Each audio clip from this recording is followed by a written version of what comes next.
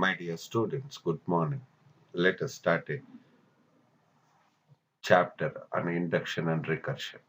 Both the terms, induction or mathematical induction and recursion, are very much familiar to all of you.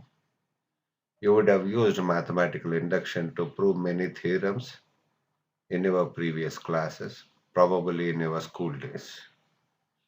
The concept of recursion you would have used in many programs in the previous semester as well as in the current semester. The whole chapter is divided into five topics or sections. The first topic, mathematical induction, will give you insight into the concepts you are already familiar with. Second one, strong induction and well ordering, are the new concepts you will be learning. I'll will understand how they differ from conventional mathematical induction. Third topic is recursive definitions and structural induction are also new concepts to you, and you will be gaining insight into them. Fourth topic is the recursive algorithms. Here you will be learning the process of designing recursive algorithm and how their complexities can be analyzed. Fifth one is program correctness. Here you'll be exposed to program verification using the rules of inference, which you are already familiar with. Now let us start with the first topic of our project, namely mathematical induction. The contents of this topic are divided into four parts. The first part, basics, deals with the illustration of mathematical induction using two examples. Principle of mathematical induction, some important points to be remembered regarding mathematical induction, validity of mathematical induction. The second part, examples of proof, include proving summations, inequalities, divisibility results, results about sets, and a puzzle by name tiling checkerboards. The third part, mistaken proofs. Here you will be shown a proof by mathematical induction leading to improper conclusion. This shows that all the theorems cannot be proved by mathematical induction successfully. Finally, guidelines for proof, provide 8 guidelines for proofs by mathematical induction. Let us assume of having an infinite ladder and know only two rules or assertions about it. The first one, the first rung of the ladder can be reached. Second, if a particular rung of the ladder can be reached, then the next rung can also be reached. Now let us try to answer the question. Is it possible to reach each rung of the ladder by a person? Initially, the person is at the ground. By using the assertion 1, the first rung can be reached. From the rung 1 or step 1, by applying the assertion 2, the second rung can be reached. Then by applying 2 again, the third rung, and so on. Eventually, by applying this rule 2, the person reaches step k, and finally the step k plus 1, and so on. This example illustrates proof by mathematical induction. These kind of assertions can be verified using an important proof technique called mathematical induction. Here, one thing we have to keep in mind that mathematical induction is not a tool to discover new formulae or theorems. It is just a technique to verify the assertions that are specified. Based on the observations made in the previous example, let us try to understand the principle of mathematical induction. In mathematical induction, our aim is to prove that the propositional function P of n is true for all positive integers n. For this, we'll be following these steps. First step is basis step. Here, we show that it is true for P of 1. In the inductive step, we assume that it is true for P of k, which we call it as inductive hypothesis. And then we show that it is also true for P of k plus 1. When we have shown that the truthness of P of k eventually leads to the truthness of P of k plus 1, then we come to the conclusion that it is true for all positive integers n, and thereby the propositional function P of n is true. Now, let us apply this principle of mathematical induction to our previous example of infinite ladder. In our example, the basis step is by applying the assertion 1, rung 1 can be reached. Now the inductive step will be, here the inductive hypothesis is, by repeated application of the rule 2 or assertion 2, the person able to reach the rung k.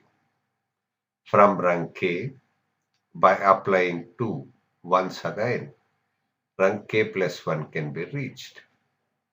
Here we have proved that the person, once he reaches the rung k, that is P of k is true, then from there he can reach k plus 1 rung also, that is P of k plus 1 is also true for all positive integers k. Now he can reach even the nth rung or the nth step by eventually reaching the n minus 1 step. Hence, every rung on the ladder can be reached by using the principle of mathematical induction.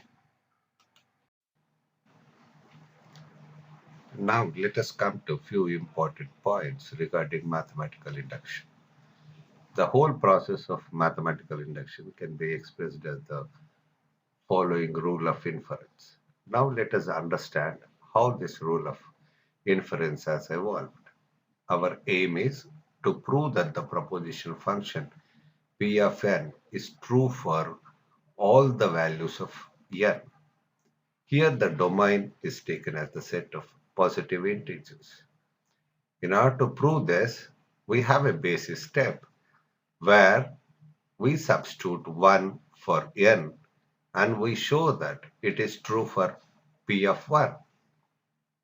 Under the inductive step, for all values of k, we prove that, and if P of k is true, then P of k plus 1 also has to be true.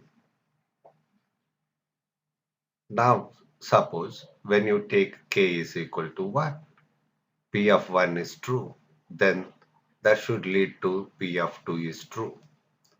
Then when P of 2 is true, that should lead to P of 3 as true.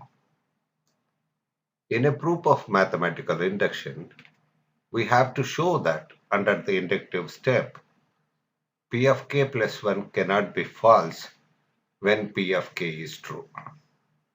This can be accomplished by assuming that P of k is true, which we treat it as inductive hypothesis. Under this hypothesis, P of k plus 1 must also be true.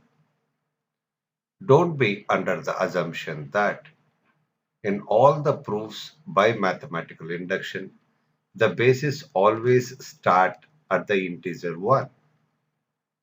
In few cases, the basis step may begin at some other starting point called as b, where b is an integer. Now, let us illustrate mathematical induction by using one more example involving dominoes. Let us consider an infinite sequence, a row of dominoes labeled 1, 2, 3, so on, where each domino is standing as shown in the figure. Now we have to prove that. Let P of n be a proposition function that the nth domino is knocked over as per the basis step. When the first domino is knocked over, then P of 1 is true. By using the inductive step, whenever the kth domino is knocked over, it also knocks the k plus 1 domino over. That is, if P of k, that is the kth domino is knocked over, then it also knocks k plus 1th domino, that is P of k plus 1, is also true for all positive integers k. Eventually, all the dominoes are knocked over. Hence, P of n is true for all positive integers n. Now, let us prove the validity of mathematical induction. The statement says that mathematical induction is valid because of the well-ordering property. The well-ordering property states that every non-empty subset of the set of positive integers has a least element. Now, by this, let us prove the things. Suppose that P of 1 holds based on the basis step and P of k, conditional P of k plus 1 is true for all positive integers k using inductive step. Now let us assume there is at least one positive integer for which P of n is false. Now let us assume the set S consists of all positive integers for which P of n is false. Obviously, this set is non-empty. By the well-ordering property, S should have a least element. Let us say this is M. Now, let us try to assign the values for M. First, let us take M as 1. M cannot be 1 because P of 1 holds based on the basis step. Since M is positive and greater than 1, M minus 1 must also be a positive integer. M minus 1 is less than M, and since M is the least element in the set S, M minus 1 cannot be a member of the set S. So P of M minus 1 must be true. Now, based on the inductive step, since the conditional P of k conditional P of k plus 1 is true for every positive integer, then P of M must also be true because P of M minus 1 is true. This finally contradicts P of M being false.